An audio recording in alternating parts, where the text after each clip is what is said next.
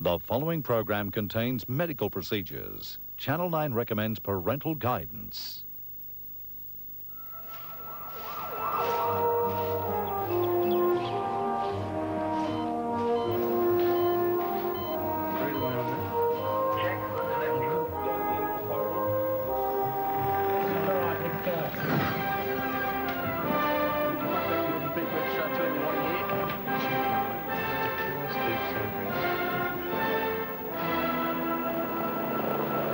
Tonight on RPA. So you ready to go? Okay. After an emergency flight last week, Blake is reunited with his mother. Oh, come out and meet your mum. That's right. So across the top, there are three little heads. A crucial time for Cindy's IVF triplets. One of them is just starting to show signs that it may get into trouble. Right. Thanks for coming around, Mrs. Stevens. And Dolores prepares for a major change in her life. Through some of the aspects of your problem and make sure that you understand Yes. what it is that's the matter and what we plan to do about it. Yeah. Now, the first thing that you noticed that was wrong was this lump in the neck. Is that correct? Yes, here. And it was And on... how long had that been there? I found it on New Year's Eve. On New Year's Eve. I just got out of the shower, we was going out, and I just felt it. Right. Now, the fine needle biopsy that you had done up in Dubbo Yeah. shows that this is a cancer on the side of the voice box. The surgical treatment of this particular tumour will involve removing your voice box. Yes. And although that's a very major operation, we think that by operating on you and removing the voice box and then giving you radiotherapy afterwards, we're most likely to be able to cure you. Good. Okay? Yeah. I think the main thing you need to understand is that by removing the voice box, we don't remove your ability to speak altogether. Because at the time of the surgery, we will be making a little hole through the front of your neck, which will allow you to speak later on. Now, hopefully that will begin within about 2 weeks of surgery. But the usual thing is about 10 days after the operation, everything should be healed up well enough. We'll send you off for an X-ray, and if that shows that everything's fine, then we'll start you drinking and then eating. So there'll be a period of about 10 days when you won't have anything to eat or drink, and you'll be fed through a tube during that time. So you won't starve, and we'll make sure that we maintain your nutrition. I won't starve, but I won't be able to go and make myself cups of tea or coffee, will I? No. Has the smoking stopped? You've stopped smoking since you've come into hospital? Yes. And how long had you been smoking for? Since I was 18. And you're how old now? 57. So that's many years. And how many per day? Packets, 30. I think you're aware of the fact that this tumour is related to your smoking. Yes. But having said that, I'm sure that we can help you, and I think there's a very high likelihood that, although you're paying a heavy price, I think there's a high likelihood that you'll have a long life after this. Well, I'll still be speaking, and I'll still be alive. That's right. That is a lot. Okay. Would you like me to point out to you some of the features on the scan so that you know exactly why we're doing what we're doing? Please. Okay. So this is the area here that we have to remove. All right. The voice box, yes, along with the lymph glands in that side of the neck to get that cancerous lymph gland out there. And that all got to come off there. Yeah. Okay. Yeah. Maybe it's better if you don't look at the scans. But Well, I think that gives you an idea of what the idea behind doing that test was and what information it gives us. Yes, I do. More or less. Okay. I'll leave it in yours. I'll leave it in your safe hands. Come and have another seat. So our plans are that tomorrow you will see our speech pathologist, and I think there's going to be another patient who had a laryngectomy some years ago who will speak to you again. I think he's spoken to you already. Yes, I've met him. How did you find that? Did that make you feel more frightened, or did it boost your confidence? It didn't make me feel frightened. In fact, I could understand everything he said, and he was very, very nice. And he put me very much at ease. And I felt a lot better after I talked with him. I think if you're confident that afterwards you'll still be able to speak and have a voice, I think that makes it less frightening. But there's no getting away from the fact that this is a very, very major operation and that you're going to give up something very important. Yes. But we don't have a lot of choices if we're going to aim to give you the best chance of cure. Well, I know, but I would like to live a bit longer. So if I have to give up my voice box, well... We'd like you to. That's it.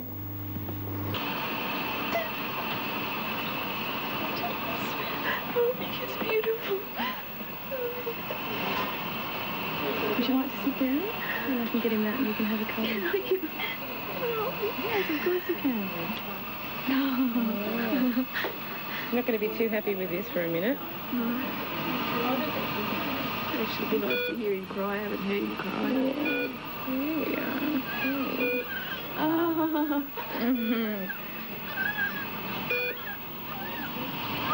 Making it fast, aren't we? It's just like you.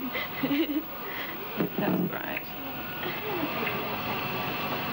He's your little boy. Mary?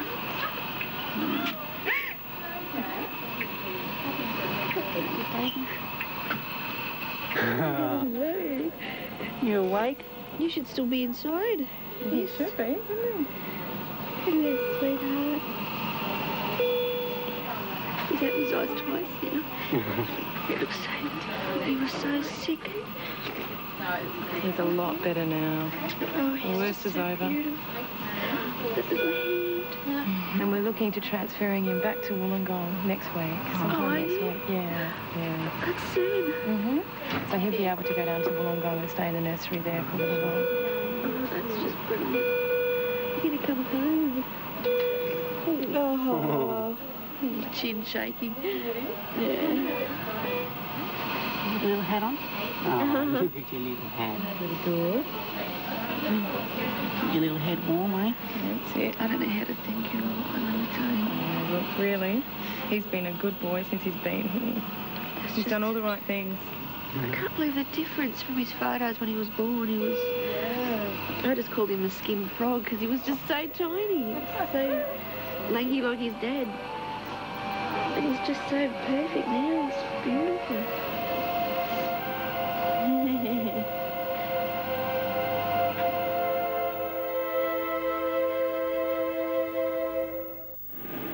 I dived down about 20 feet and just got this very sharp pain that went from here right through. Just come up with loss of breath and... You've lost how much weight? 15 kilos. But you've still been eating, just been losing weight? 3 meals a day. Right. Well, let me just explain why we're doing the PET scan and what the scan involves.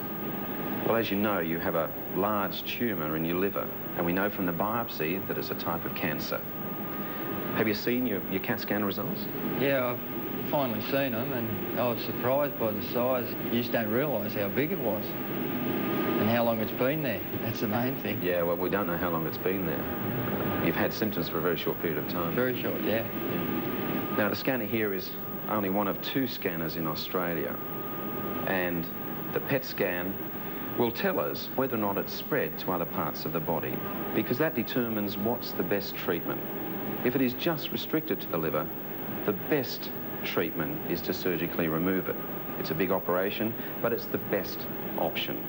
What we're going to do now is just lie you down on the bed, and the bed will just move into the scanner.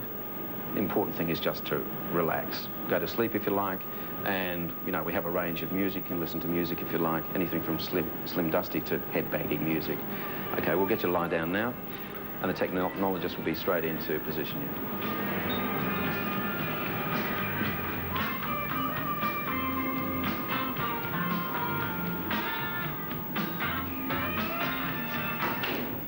Okay. The scan results you've had today are somewhat different from the ones you had last week. All right. I mean, as you know, we've been watching these triplets now closely with ultrasound. Yeah. Since about 28 weeks. Yeah. Now your triplets look well, but one of them is just starting to show signs that perhaps it's not going to stay so well long term. And our job is to sort of stay ahead of that. And we have to consider the use of steroids to help mature your baby's lungs. Okay. And these are corticosteroids. They're not the anabolic steroids you hear the Chinese swimmers taking to build their muscles up. Darn, I thought I was... These are a related drug called glucocorticoids. Do they hurt? The steroids are an injection. Yeah, it goes into your muscle, and, you know, any injection into muscle will be uncomfortable. Great. But the advantages are to your babies, and that's the reason we give them. Just gives them that little edge. Yeah. Okay? And makes them a little bit more prepared in case they need to be born early and have to use their own lungs rather than live from off the placenta. And I think it's probably wisest if we do that with you resting with us in hospital, particularly since John's told me you've been out every night this week. Partying? You've been out every night this week. I just think if we can just get that safety net of the steroids on board, and then depending on whether anything much is happening, we just take it from there. Play it day by day, yeah. I think the important thing to take home with you, though, is that your babies are well. They are perfectly well today. All they're doing is just showing very soft signs that perhaps that won't be the case down the track. They want to get out. And we can't tell whether down the track is tomorrow or whether it's 3 weeks, so we have to plan for tomorrow. I understand. Okay? You know what's done this? That was the 40th birthday party with the Jamaican band. They thought it was too much fun outside. Let me out of here. Anyway. This is Mr. Miller's PET scan. What it shows is, in the liver, there's this huge mass with a central area that's dead, but a very active rim. And this tells us that the tumour is very aggressive. And this is just with the images rotating, showing a three-dimensional effect of this huge mass. And it's surprising that he had so little in the way of symptoms, just some pain. But the good thing is there's nothing else there. It's probably sarcoma? Yeah, it looks like certainly a high-grade malignancy, not a benign cancer. This is a very aggressive cancer. And I imagine now that it's growing fairly rapidly. So what do you think they'll do? Well, they'll do a Michael Stevens operation, which is basically, we'll take it all out, doc, and they'll take out all of the right lobe and leave him with functioning tissue in the left, which will be enough for his normal liver metabolism, and then he should hopefully have a good prognosis.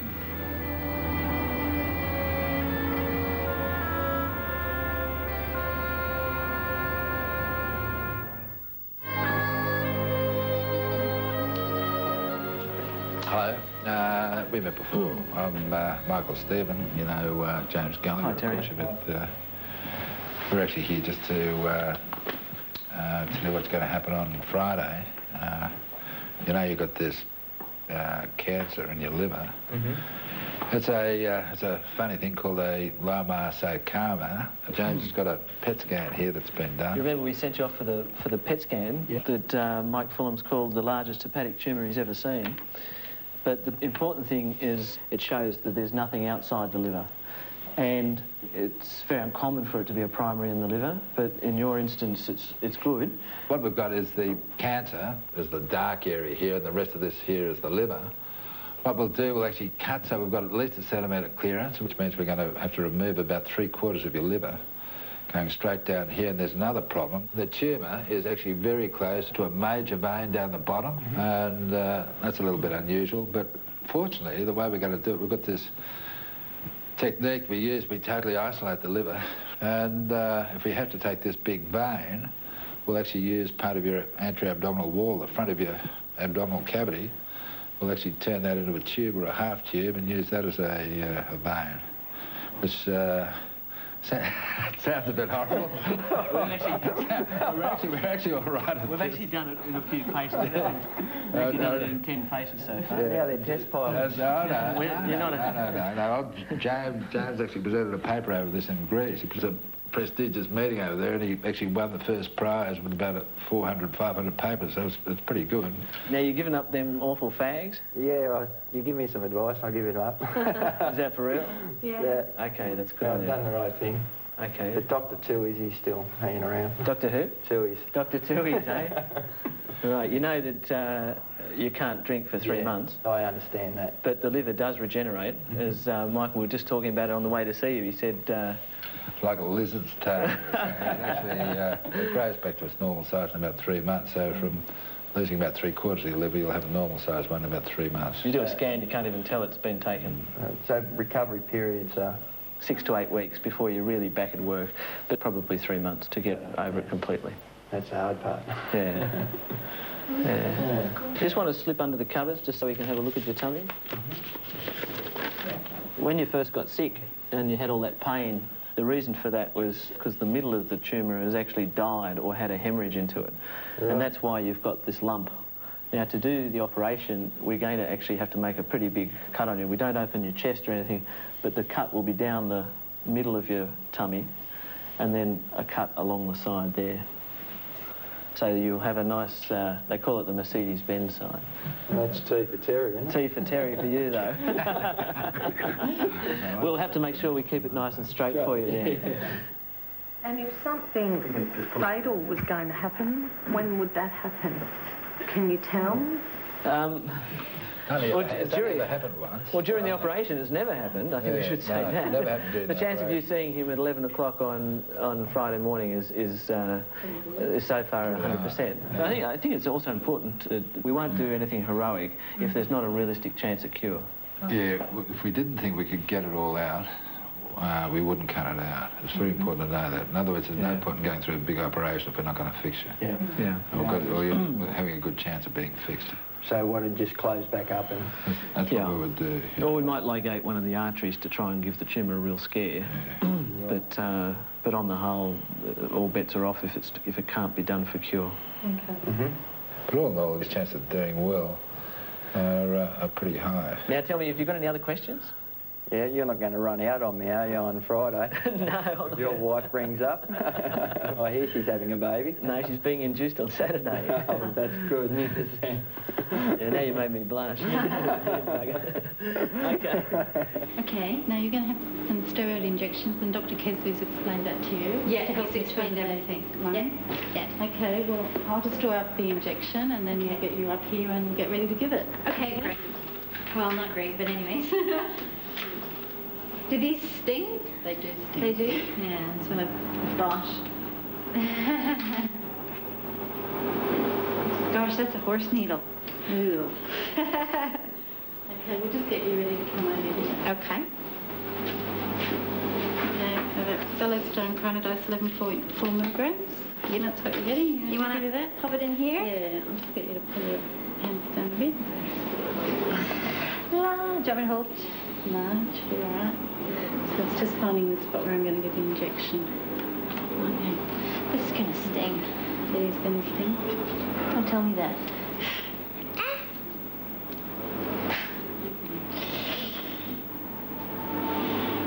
Ah, shit.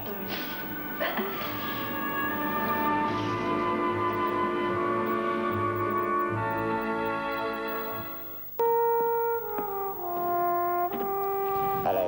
Hello, John. Dolores. How are you? Cesar, how are you? Good to see you again. Nice to see you. Yep. As you know, we like to come around and visit people either before or after they've had their laryngectomy, just to allay any fears they may have, answering questions, and just so that life goes on fairly normally after a laryngectomy. Mm-hmm. And how long ago was it you had yours? Huh? About 5.5 years. And I think you're having yours tomorrow, aren't you? Tomorrow. And Cesar, you've already had your laryngectomy. He had his 2 weeks ago. Right. Yesterday. With a laryngectomy, what you lose is the ability to make a noise. You can't make any sound at all. And the voice prosthesis or speech aids are really all about giving you a noise in your mouth so you can form words with your teeth and tongue just as you do normally. So be prepared to try different ones.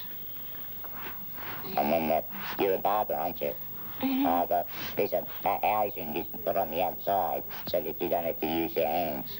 And you can just sort away. Yeah. So he have to use his hands. He's Italian. Yeah, well, that's right. This is good. And don't forget that you'll be up and around walking like Cesar soon, because they get you out of bed as soon as they can. He charges around the block here. Mm. That's how we met, actually. We nearly banged into each other. But it's the best thing for you to get you working again. He had his first drink last night, didn't you? Didn't you have soup last night? Yeah. Just liquids, that's right. And it was good, wasn't it? Yes. After 2 weeks, anything would be good, I think. Well, I'll know that myself soon, won't I, John? That's right. But it usually takes a week, 2 weeks before you get onto anything decent. But it's only temporary. Yeah, that's true. Well, that's at least something. It's only temporary. You know, the other day when I first saw you, John, yes. I was very upset. But seeing you really put me up. Well, that's why we like to see people before the operation, because there aren't that many laryngectomies around and people really don't know what they're in for.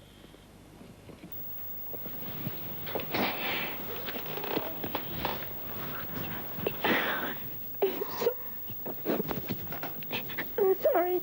That's all right. No, it's just a bit of cramps, that's all. But it really did me good to see you. I'm glad. That's what I more. Thank you. You do. You'll be right. We'll be right. We'll be all right. Oh, John. Well, I'll pop in and see you next week, too. Maybe you'll be able to say hello. Yes, that's right. By then he'll be going tender to those. Yeah. We'll be fine. We'll get there. Next week. Well, it won't be too long before we get inside there. Terry's operation gets the go-ahead. But will Dr. Gallagher make it? Now, look, I've got good news for you. James's wife is having a baby right now. But that's all right. He's going to break off. He'll break off midway and be coming on over. Another form of speech aid is... Dolores tests her new artificial voice. An electrolarynx. This is like a vibrator. This is not the normal course of twin pregnancies. And a critical time for a young couple expecting twins. What we don't want to do is to deliver both babies for the sake of the smaller one and have neither of them survive. That would be a catastrophe. So that's the tragedy we're trying to avoid. Right.